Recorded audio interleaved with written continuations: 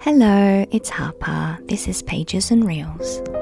In this video, I'm going to discuss Agatha Christie's novel Five Little Pigs and compare it to the ITV 2003 adaptation of it in their Poirot series. This episode was my first step into the Poirot universe for both the books and TV series. Also, I watched this episode first before I read the novel because it was a purely coincidental watch. I was randomly channel surfing and landed on this show years ago when I was a university student and needed a break from my assessments. This means I can assess this episode from the lens of someone who has not read the novel, as well as being able to compare it to the novel. As usual, spoiler alert for both novel and show. I feel like this episode is so well done. I would say that if it's not the best, it's definitely one of the best Poirot episodes, especially in terms of recreating the mood of the original story. As some of you might be aware, this episode aired after the producers decided to take a different tone to the Poirot series. The earlier seasons were more comical and light-hearted, while the later seasons took on a darker, more serious tone, and they also got rid of Captain Hastings, Miss Lemon, and Inspector Japp. Though these later seasons move away from what I feel is the spirit of Agatha Christie's Poirot, that doesn't mean that the seasons don't have merit. And I feel this adaptation of Five Little Pigs is evidence of that. This episode has such a dreamy, melancholic feel to it and makes such great use of Satie's haunting, lilting Nociens No. 1. The switch in colour palette from rich warm yellows for the past and cold, cool blues for the present is also such a great cinematographic choice. It's actually so suitable to make the past in those dreamy colours because remember, in the story, the past is reflected through pieces of memories and Poirot's imagination of what might have happened. So it's not completely real, not the way a verbal recount would be. So giving scenes of the past that vibrant colour palette heightens the feeling of things not quite being in reality. Setting aside that a few of the characters look different in the show than they're described in the novel, which I will discuss later in the video, the episode was cast well. David Suchet was of course impeccable as Poirot, even though the comical ring to his personality was no longer there. I do feel ambivalent regarding actor Julia Cox as Elsa Grey.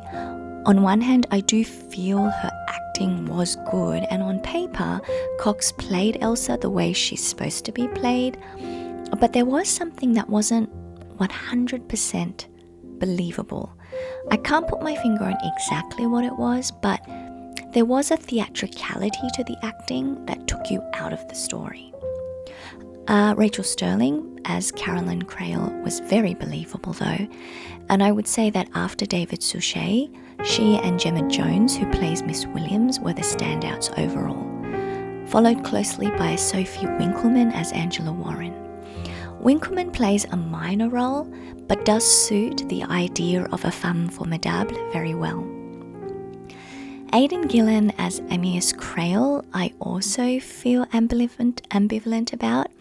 I know he is supposed to be an unlikable character, but he's also supposed to have some degree of charisma and likability to be able to pull women the way he does. But in the show, he just comes across mean, and that's it. And I found myself wondering why anyone likes this dude. The whole, he's a famous painter, so that is enough, didn't hit the mark with me. And I also don't know why his daughter Carla would give a toss about him. He barely acknowledged her existence. Also, Aidan Gillen doesn't look like Amyas Crail. I imagine a gruff, crotchety older man with greying hair and a booming, gravelly voice. Aidan Gillen has a sly look to him, which is why he suited the role of Littlefinger in Game of Thrones so well. Narrow, wiry, beady eyes with an unctuous voice. I will discuss the characters in more detail when I analyse the book in the second part of this video, but yes, overall in terms of cinematography, the soundtrack and direction of the episode, I thought it was executed very well. In terms of comparisons to the original story, I don't think I say this often, but I actually like how Carolyn Crail died in the show more than I do in the book. I recall when I read the book, I thought to myself, that's how she dies? Seems a bit anticlimactic. So for those of you who just need a bit of a reminder, in the book, Carolyn Crail does get convicted for her husband's death, but the public, especially women, rally around and support her. So she actually manages to avoid execution, but dies in prison later. In the show, however, you do see her get hanged, which is a much more dramatic, suitable way to show a death, I guess, in a TV show.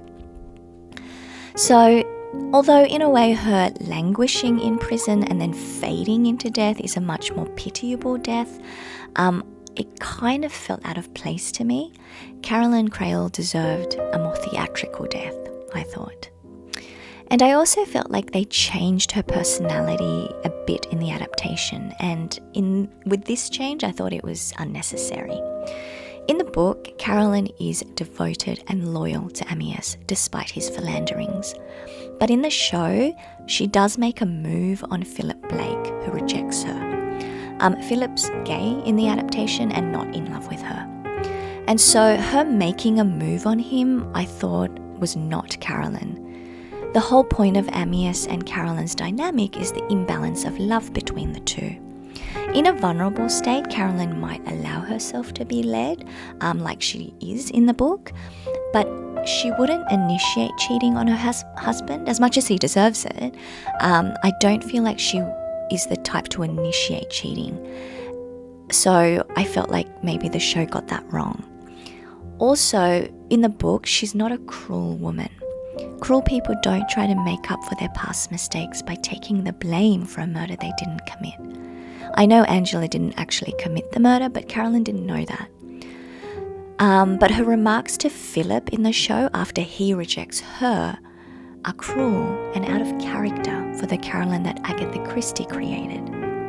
In the book, when she rejects Philip Blake, she isn't cruel, just painfully honest and direct, and she has the right to change her mind and say no to him. So I thought the changes made in the adaptation took away the goodness that was inherent in Carolyn's nature. I also don't like how they changed the dynamic between Angela and Amyas in the show. You gather in the book that both Amyas and Carolyn like a good tussle. They both like drama, and then true to form, Amyas also likes teasing Angela, and Angela enjoys teasing him. So there is a degree of affection between the two, and they give as good as they get. But in the show, again, Amyas is just nasty to Angela. And remember that this is then a grown man being nasty to a child who, by the way, has an obvious disfigurement, so she would clearly have had added struggles on top of the usual struggles of growing up. Also, I don't feel like Carolyn would allow Amyas to just be nasty to a half-sister like he is in the show. In the book, you get the feeling that the relationship between Angela and Amyas is just on a combative spectrum, where usually it's good-natured, but it can swing into actual conflict because Amyas has a temper when Angela takes it too far. But again, in the show, Amyas is just cruel to Angela. Carolyn was supposed to be a protective sister, this protectiveness compounded by her guilt towards what she did to Angela. So if Amyas was just an abusive monster to Angela, then Carolyn wouldn't have just let it happen like she does in the show. I wanted to point out something else that I feel is important. You don't get the feeling that anyone is afraid of Amyas in the book. He's grouchy, he's bad-tempered, and he is moody. But no one says that they fear him or feared him. And Carolyn too was clearly not afraid of him, which I feel implies that despite all his negative traits, he wasn't an unsafe person. Just a bit of a buffoon whose bark was a lot worse than his bark. He is unlikable, yes, but in a way, Carolyn knew how to handle him, and he knew this too, which is why despite all the women he had, he felt bound to her. The book is such a rich masterclass in exploring the personality of each of its characters. Because the core of the book is about investigating memory, it really has the space to go deep into character exploration from different angles. Of course, the show can't go into that level of detail and intricacy, but I feel it still does a good job in capturing the spirit of the book. Still on the character of Caroline Crail, to me she is such a fascinating character. Out of all the characters, Caroline, I feel, is the most complex, and I feel this is because she doesn't seem to have one dominant trait that can define her. For example, all the other characters can be defined by one or a couple of dominant traits. Amyas is selfish, the young Angela was angsty, and the older Angela is staunch. Miss Williams is a feminist, Philip is bitter, Meredith is meek, maybe weak too, and Elsa is murderous. There is this one overall overriding trait that can sum the characters up. But Caroline, we can't do that. And it's not just because we get 5 opinions about her from 5 different characters. I mean, for example, every one of the other characters describe Philip Blake in a similar way. No one suddenly describes him as a caring, loving person who is misunderstood. And even Amyas is described in a very similar way by the other characters.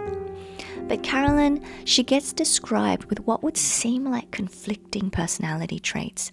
And the only trait about her that remains consistent through the description from other characters is that she was a good mother. But to Meredith, she was a victim. To Philip, she was Machiavellian. To Mrs. Williams, she was a long-suffering good woman. Elsa just saw her as a barrier. And Angela's memory of her is that she was a loving sister. And to Carla, she was a caring but honest mother who gave her space. I feel like these different descriptions of her really build the suspense of the book because you're kept guessing about who Caroline Crail truly is, and this is the genius of Agatha Christie. Even though you strongly suspect that she didn't actually murder her husband, very early on in the book you suspect that Caroline didn't murder Amyas, it still doesn't really show anything about who she is, and so the story can still keep you guessing that way. If I had to take a guess, I feel like Caroline was a very conflicted, tormented person who had a good heart regardless of her mistakes. And the major thing that made me have this opinion is the empathy she has for Elsa when she realizes Amyas is just stringing her along. I don't know about you, but if I found out my husband's mistress was about to be hurt, the last thing I would feel is empathy for said mistress. The glee that would fill my rotten heart would be like a sudden black fog enveloping the sky. But Caroline even confronts her husband about his treatment of Elsa, and only a truly good person would do that. So I guess, contradicting myself from what I said earlier, you can describe Caroline with one word, and that word would be good. That would be her defining trait. So I'm just going to leave it there for part 1. Hopefully you can join me for part 2. Until then, bye!